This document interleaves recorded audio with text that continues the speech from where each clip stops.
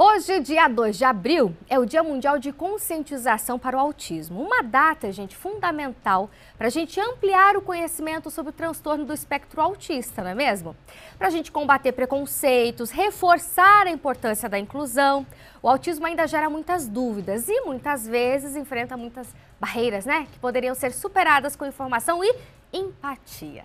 Para a gente esclarecer esse tema e ajudar aí a entender, para a gente entender melhor esses desafios e potencialidades das pessoas no espectro, a gente está recebendo aqui hoje a neuropsicopedagoga clínica institucional e especialista em educação especial inclusiva, a Lidiane Rezende. Boa tarde, Lidiane. Tudo bem contigo, linda? Seja bem-vinda ao Vitrine. Obrigada, boa tarde, Patrícia. É um prazer poder estar aqui e desmistificar, né, algumas dúvidas que existem ainda sobre o autismo. Isso aí, minha linda. Para a gente começar, explica pra gente, Lidiane, o que é o transtorno do espectro autista? Conta.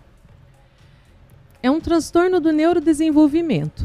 Então, existe a dúvida que é uma doença, mas não é considerado uma doença. Uhum. É uma variação na forma do desenvolvimento do cérebro.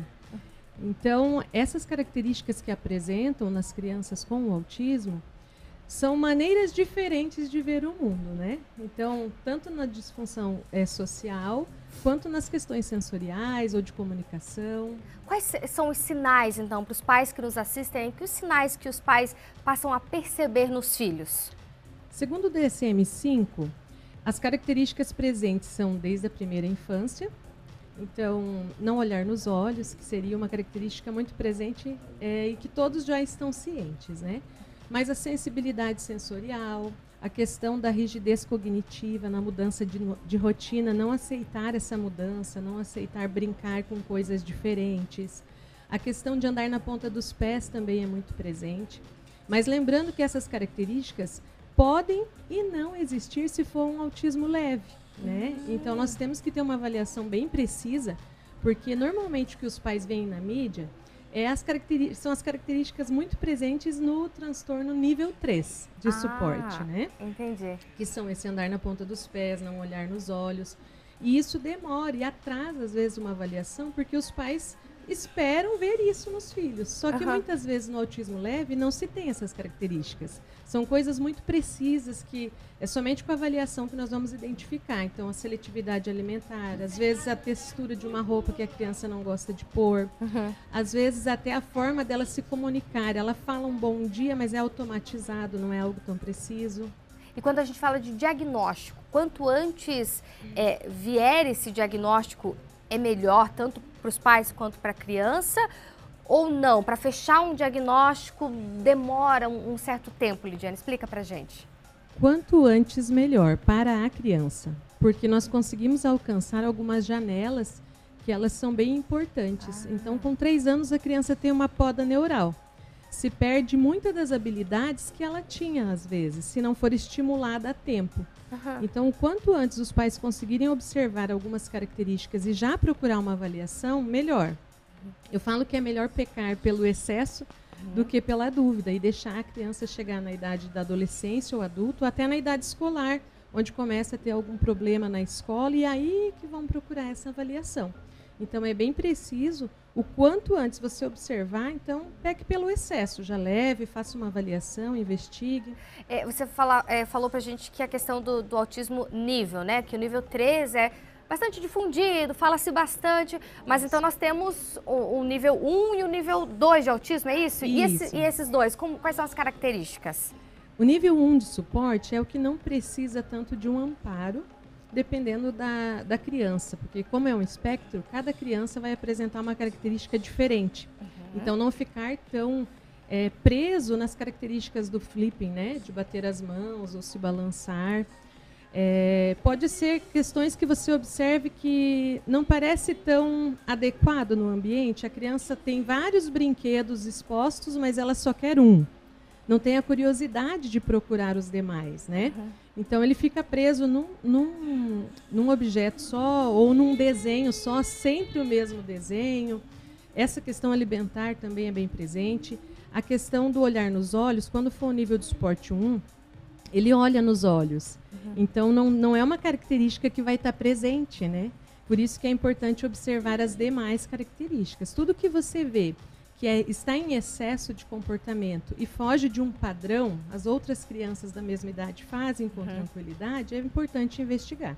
Isso. Aí muitos pais falam assim, mas cada criança tem o seu tempo, mas tem alguns marcos do desenvolvimento infantil que eles precisam ser observados com mais calma e clareza, né, Lidiane? Isso. E hoje não se usa mais essa fala, né, de cada criança tem o seu tempo, porque os estudos científicos já mostram que esses marcos são bem importantes. Então, quando tem um atraso de fala, é importante já avaliar. Quando tem um desenvolvimento motor precário ou com déficit, é importante avaliar, porque todo transtorno do neurodesenvolvimento vai ter um déficit motor também. A criança não consegue ter firmeza para a escrita, ou a gente chama de um pouco atrapalhado, né, na pega, não pega adequadamente o lápis. Tudo é importante avaliar. Aí, acho que até um dos mitos eu já acabei falando aqui, que é em relação a cada criança tem o seu tempo, né, de desenvolvimento. Tem algum outro tipo de mito que acaba afetando quando o assunto é autismo, assim? Vários. Então, que todo autista tem superdotação ou uma deficiência intelectual. Então, são comorbidades que nós chamamos, que pode vir com o transtorno, mas não que todas as crianças com autismo vão ter superdotação, ser super inteligentes em matemática, ter memória visual. Não, é uma comorbidade que vem, pode ter ou não. Então, uma criança pode ter também uma ótima linguagem, uma eloquência na fala, mas não consegue desenvolver tarefas simples, né? Então, um dos mitos seria esse. Outro também que é bem presente, que o autista não tem emoções. Então, ele tem sim emoções, só que tem uma maneira diferente de apresentar essas emoções. Então, ao mesmo tempo que ele pode estar eufórico por dentro, né? Os flippings, que às vezes demonstram essa alegria, o pessoal acha que ele está desregulado, mas não, ele está se regulando ou mostrando a sua alegria. Então, são formas diferentes. É preciso compreender muito o transtorno para você identificar a forma que ele está demonstrando essas emoções, né? Entendi.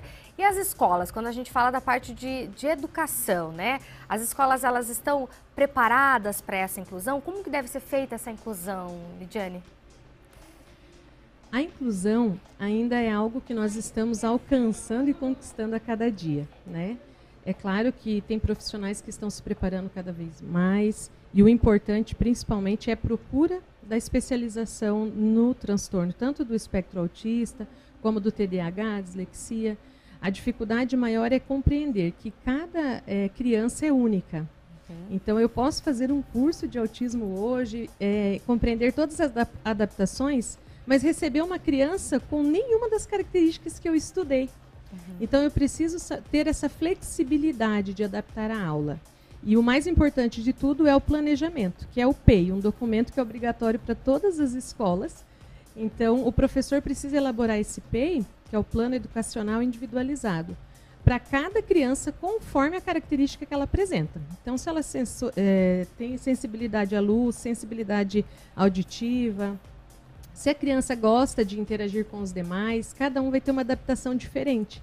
Então, não ficar preso, engessado a uma adaptação única, né? Ou um modelo padrão. Estudar a criança, avaliar como ela precisa desenvolver e preparar conforme o gosto, a habilidade ou o hiperfoco dessa criança. Entendi. Aí, além, por exemplo, do profissional, né, de acompanhamento, de suporte, a família, os pais, como que deve ser essa rede de apoio para essa criança? Hoje em dia já se fala muito que os pais também deveriam ter um curso de ABA, né? Seria a ciência que move o comportamento, né? Então, os pais que tiverem acesso, é muito importante ter esse conhecimento. E as terapias ajudam muito na questão da informação. Então, eu não tenho acesso, não tenho como fazer essa especialização, não tenho como fazer um curso. Nós, como profissionais, estamos ali para orientar. Então, existe a orientação parental para isso, né? Eu estudei, então eu tenho a formação, eu vou te passar o passo a passo. É importante você conhecer como falar com essa criança, quais os comandos corretos, ter uma fala bem direta, não ter uma fala muito eloquente, explicando muito, filosofando muito, que a criança não vai compreender e vai acabar se irritando, né? Então, são dicas e sugestões com estudos científicos comprovados que dão certo para a evolução da criança, né? Outra questão é a rotina, muito precisa. Então, quando se fala de autismo, a rotina tem que ser muito estruturada. É a primeira parte que eu converso com as famílias na orientação parental. Organizar a rotina, horário de acordar, horário de ter todas as atividades, porque aí a ansiedade diminui, o estresse diminui e a criança consegue se regular melhor porque já espera o que vai acontecer, né? Olha só, gente, viram só quantas informações? Então, mamães, papais, né, de crianças autistas, ou mamães e papais que estão ali, ai meu Deus, preciso levar meu filho para um profissional, né, adequado. Então, viram só, de forma leve, Lidiane conseguiu trazer aqui pra gente várias dicas, informações importantes, porque o conhecimento ele transforma, né, ele liberta. Então, famílias, bora atrás do conhecimento. Lidiane, minha linda, obrigada pela presença no Vitrine. Passe seu Instagram ou algum contato, se algum pai ou mãe ficou com alguma dúvida, entre em contato com você. Prazer é meu poder estar esclarecendo, né? Quanto mais pessoas estiverem cientes do transtorno, nós vamos conseguir alcançar a inclusão verdadeira, né? Então, o meu Instagram é Lidineuro, psicopedagoga, o contato, tem as redes sociais no Facebook também, mas o telefone é 4598-321463. Fico à disposição. Perfeito, minha linda. Obrigada mais uma vez e até uma próxima, Eu que viu? agradeço.